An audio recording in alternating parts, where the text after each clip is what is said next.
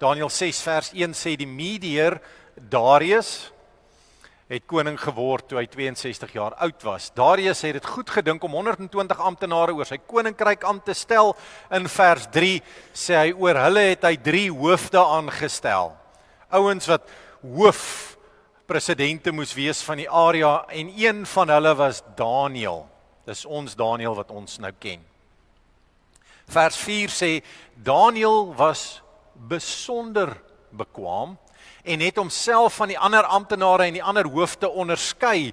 Die koning het selfs oorweeg om hom oor sy hele ryk aan te stel.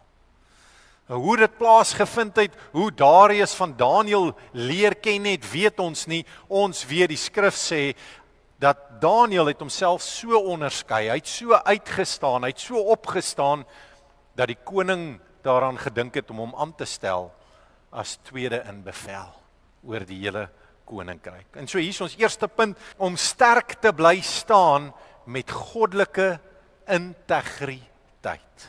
Die ou vertaling sê dit so, hy sê Daniël het bo die ministers en landvoogte uitgemunt omdat daar 'n voortreffelike gees in hom was.